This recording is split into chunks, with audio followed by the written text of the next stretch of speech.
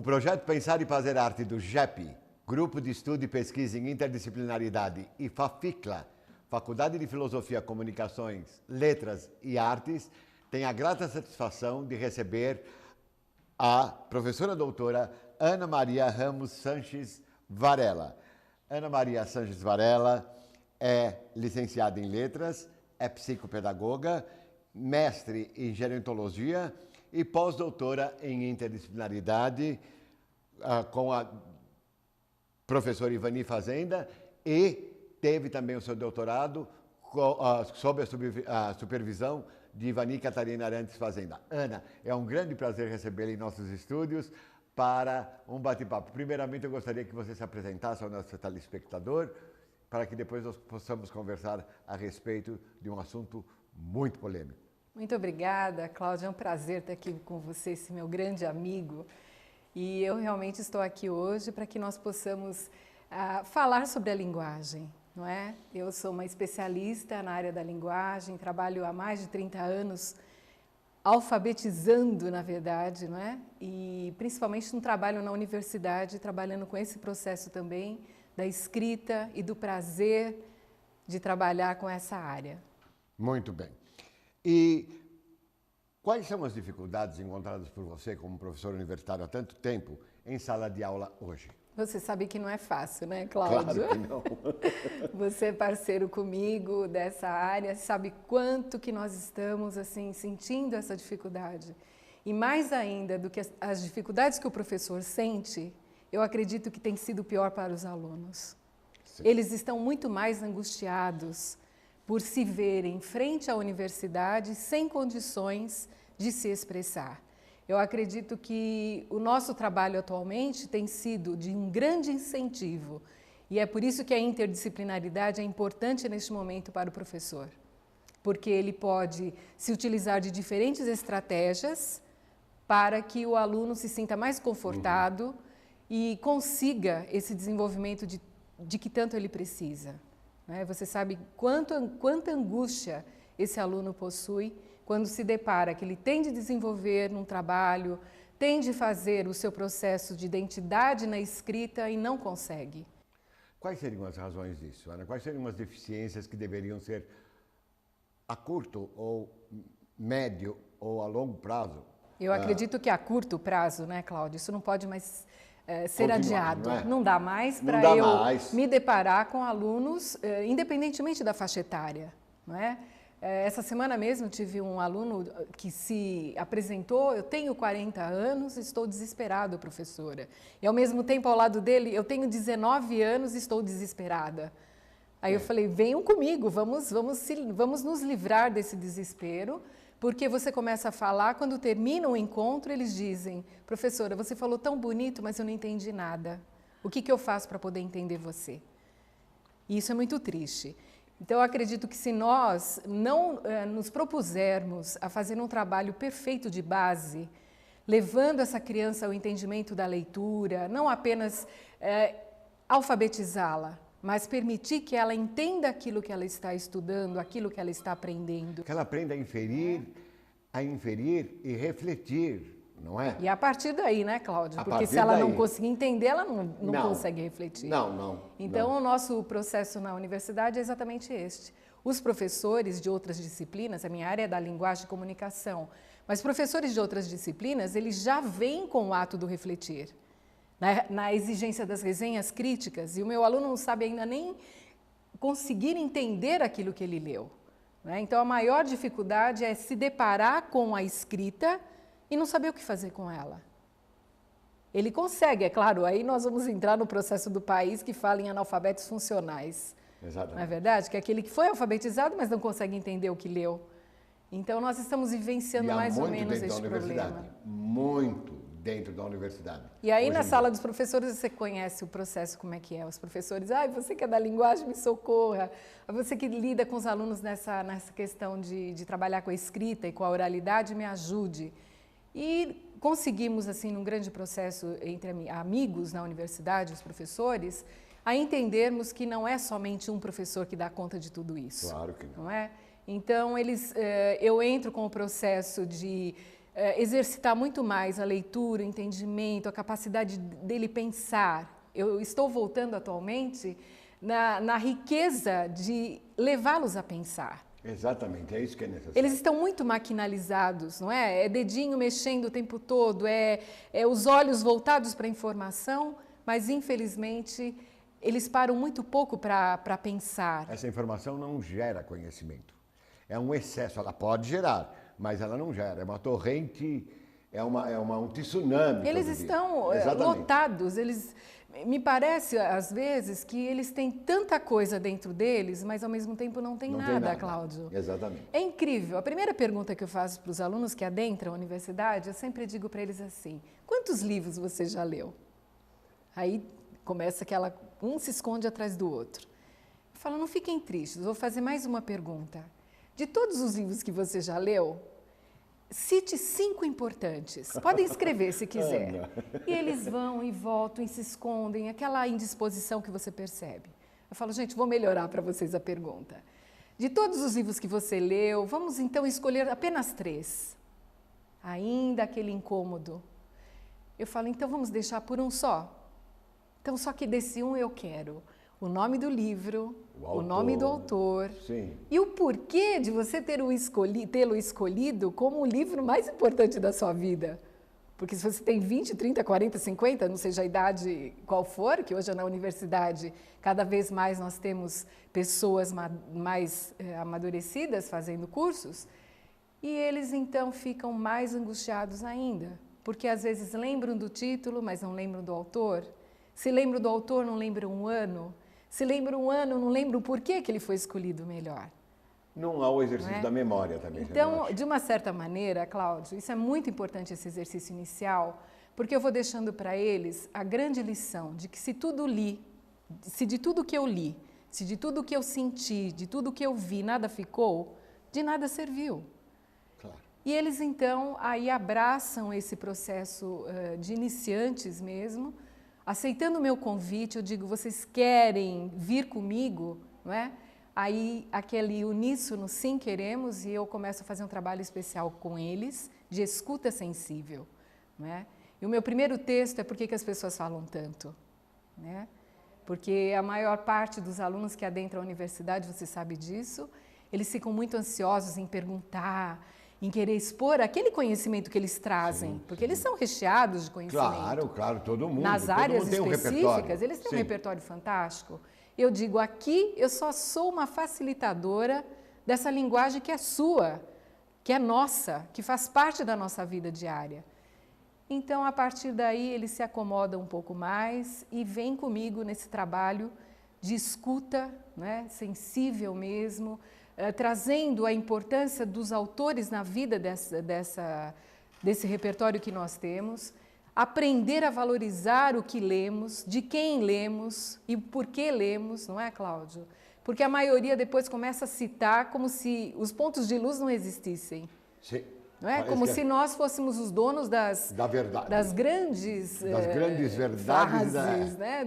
Somos donos de nada. Das grandes análises, e aliás, nós somos o vice-treco do subtroço, exatamente, como diz o nosso amigo Mário Sérgio Cortella. Não passamos do vice-treco do subtroço. Enquanto eles não perceberem que a leitura serve para abrir esse caminho do nosso pensar individual, eles não vão conseguir sair do parâmetro de ainda muito pequeno da linguagem, da parte da comunicação da linguagem, não é? Sim. Então, eu tenho conseguido, eu posso dizer para você, eu sou muito privilegiada, as minhas salas são enormes, não é? Primeiro ano da universidade, eu tenho um presente, eu tenho, em média, 130 alunos em cada sala de aula. Né? Aí os professores perguntam, mas como que você dá conta de trabalhar com todos esses alunos na área da linguagem? Se você entrar na minha sala, na hora que eu estiver falando, eles estão escutando, porque como eu os ativei dentro da escuta sensível, que a interdisciplinaridade nos coloca como uma das grandes categorias, como eu exercitei com eles essa escuta para os autores, para a vida, abrindo o caminho deles para a leitura em indeterminados sentidos, não é? Porque ler é tudo que está ao nosso redor. eles captam nesses 20 minutos que eu falo, eu não preciso de mais de 20 minutos, eu digo para eles, me deem 20 minutos e me escutem. E a partir daí, então, começa a troca. Que maravilha. Então, o trabalho tem sido muito rico. Quer dizer, é um exercício de conscientização. É um exercício de conscientização, do pensar, e depois o exercício é deles, Cláudio. Aí eles vão realmente refletir, conversar comigo, e é uma troca diária. E como eu saio, eu posso dizer para você, ainda estou na sala de aula porque me alimenta, não é? Esses alunos me alimentam no meu dia a dia. É o meu trabalho que eu posso dizer, agradecer a eles a oportunidade de estar com eles.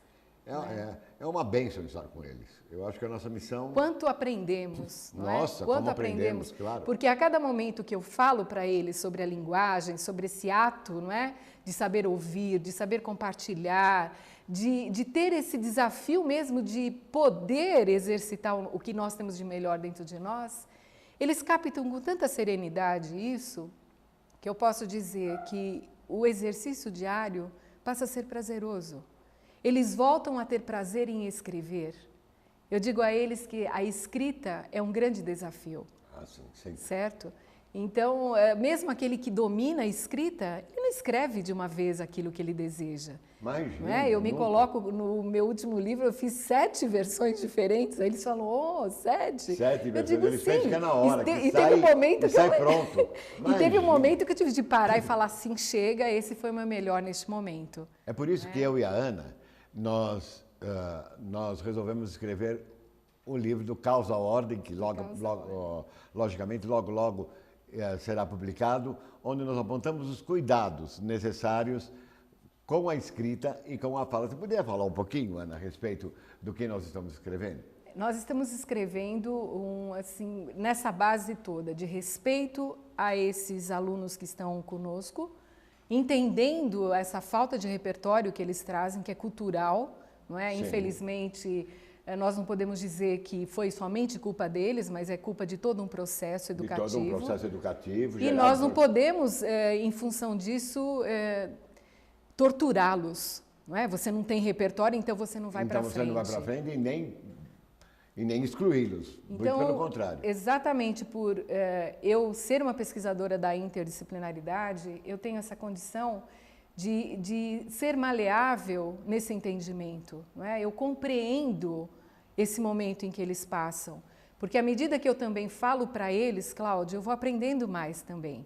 Eu vou ouvindo mais, eu vou tendo uma sensibilidade maior, não é? E eu consigo, então, nesse diálogo, ajudá-los também. Agora, veja, se o repertório é algo que vem da base, que deveria ter sido muito bem fabricado lá embaixo, eu digo desde a construção desse ser, desde a família. Desde a família voltar a ler com seus filhos, não é? A família voltar a pegar essas crianças no colo e trocar experiências, não apenas ler. O conceito de Não família é ler para dormir, muito, né? Não é ler para dormir, claro. É ler para trocar. E nessa troca, o aluno teria condição, essa criança, esse adolescente, teria condições de expor aquilo que ele pensa. E é isso que seria enriquecido. De criar e recriar. Nossa, porque ela tem essa capacidade, entende? Agora, precisa ser despertada. Precisa despertar, Cláudio. E vamos dizer, nem que é infelizmente, mas felizmente, eu consigo, pelo menos quanto adultos,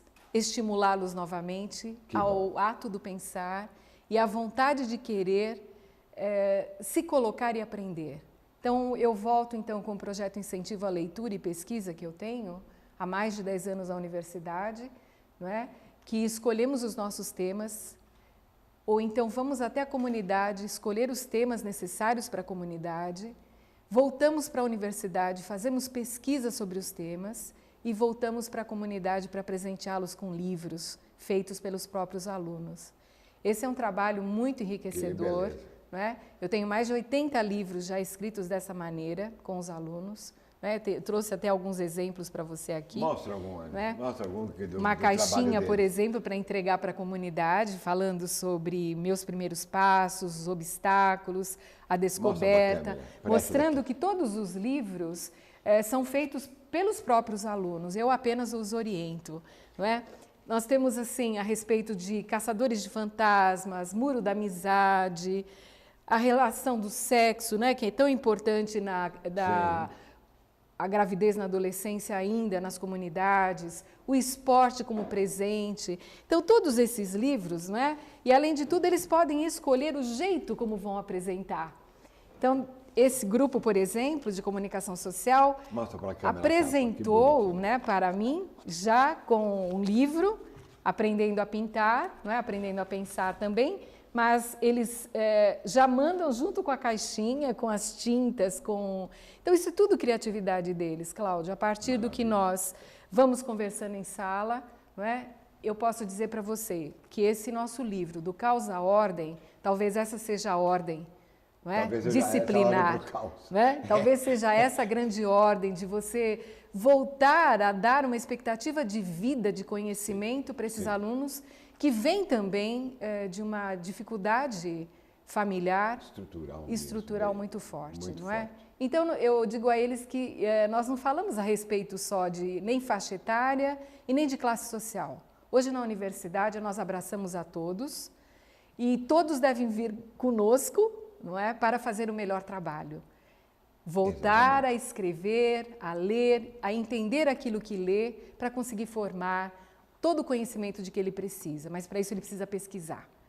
Por isso esse trabalho faz com que ele se manifeste, ele vá atrás do seu recurso e ele vá aprendendo que copiar não é o caminho, mas que a partir daquilo que ele lê... que inunda a relação, ensino-aprendizagem, dia, copia e cola e pesquisa. Então, a partir daí, ele deixa do copia e cola Exatamente. E passa a perceber como é importante a escrita dele manifestada, colocando o repertório que ele tem, nem que seja pouco, Cláudio. Nem que seja pouco. Nem que seja pouco. Porque nosso aluno, se constrói, ele tem sempre muitas coisas boas a nos dar. Repertório, experiência e pensamento. Isso...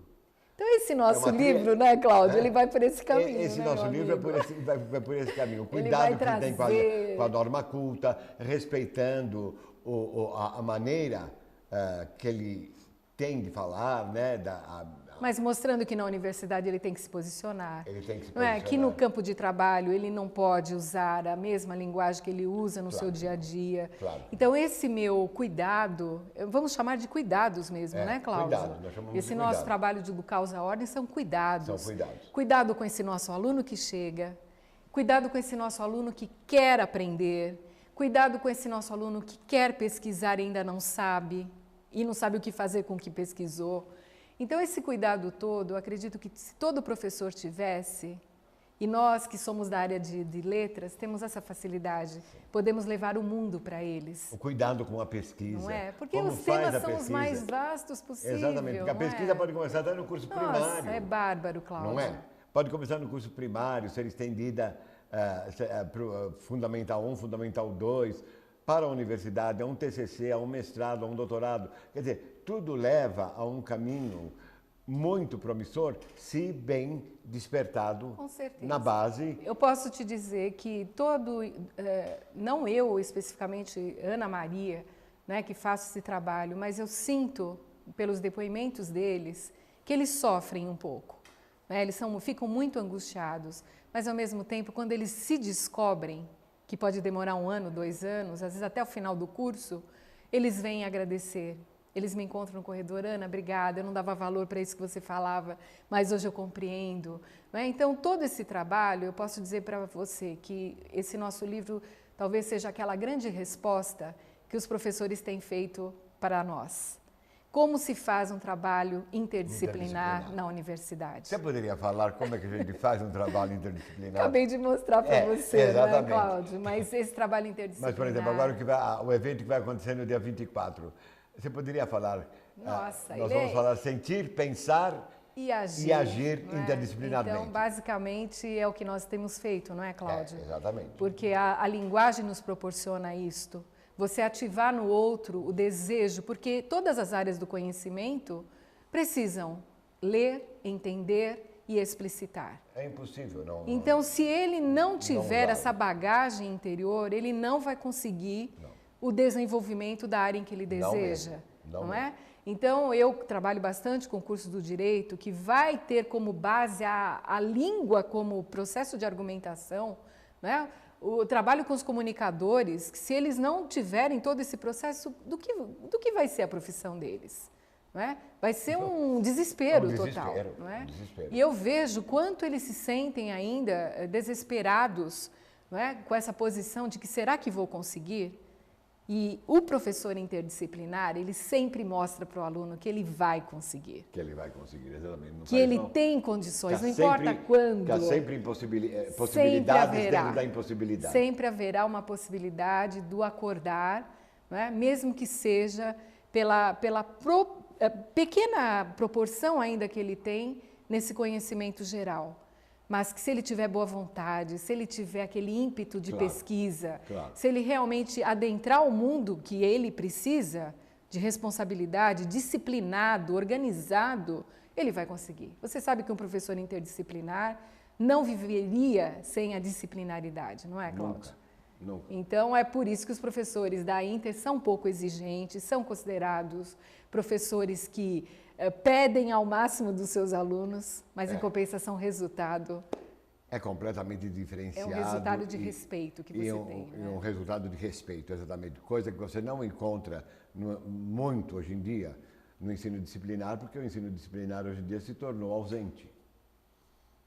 Não, quer dizer, não existe relação ensino-aprendizagem realmente. Sim, desde o momento em que estudar verbos passou a ser bobagem. Estudar verbos. Não é? Estudar verbos, tabuada. Saber o que é um sujeito, um predicado, um complemento. Que você eu digo assim, aquela aula que você fugiu, eu não vou precisar desse conceito seu, mas eu preciso que você tenha guardado essa construção para poder fazer um bom desenvolvimento. Cláudio, esse livro nosso, do Causa Ordem, vai falar sobre metáforas também, sobre a área simbólica.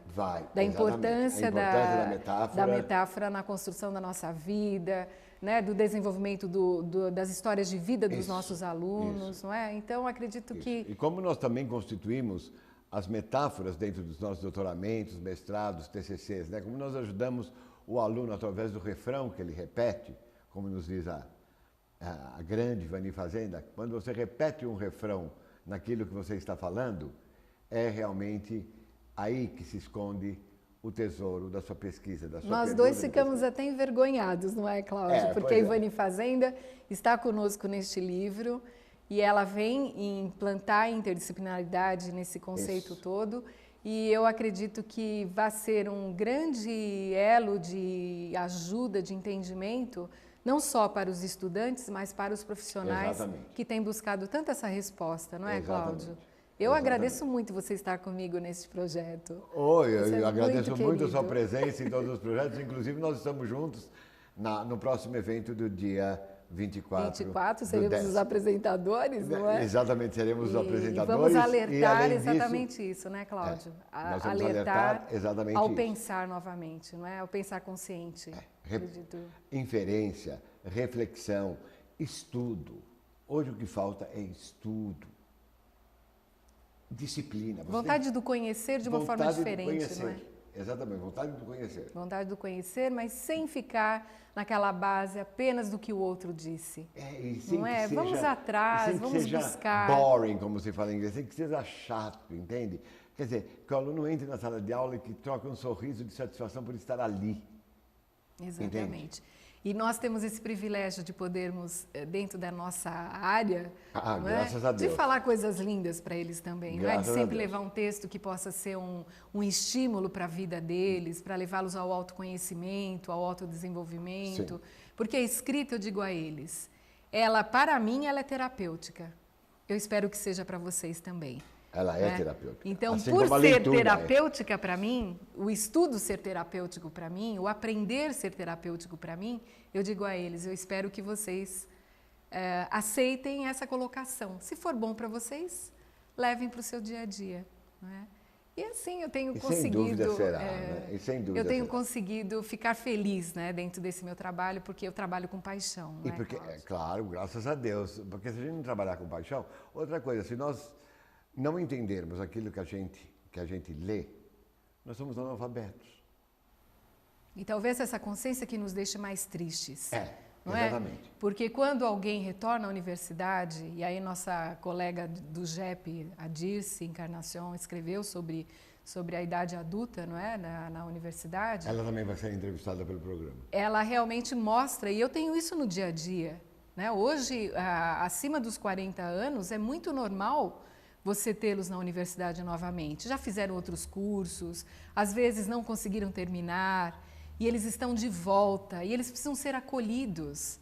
Eles precisam ter aquela noção de que é possível. Aí eu quero mostrar para você aquele caso que talvez seja interessante para eles, que no primeiro dia de aula eu tive um dos alunos mais velhos, ele devia ter na faixa de 70 anos. Quando eu terminei, ficou aquela fila para falar comigo, porque eles gostam de trocar informações, e ele ficou, ele quis ser o último. Quando ele veio até mim, ele disse assim: professora, eu agradeço muito esse encontro de hoje. Agradeço. Como a senhora fala bonito? Olha, até fiquei emocionado algumas vezes. Mas eu vou sair daqui hoje da mesma forma que eu entrei, mostrando que sou exatamente o ignorante que minha família me diz que sou. Eu falei: nossa, mas o que eu disse a você? Ele disse: não, você não disse, eu senti. Eu realmente não sei nada e não sei como vou ficar aqui. Eu quero ir embora hoje, professora. Aí eu falei: não, vamos conversar. Você veio até aqui fazer o curso do direito nesse momento da sua vida tão importante que você pode fazer sem compromisso, não é? O que você quer em que posso ajudá-lo, né? Eu disse a ele. Ele disse: eu não sei.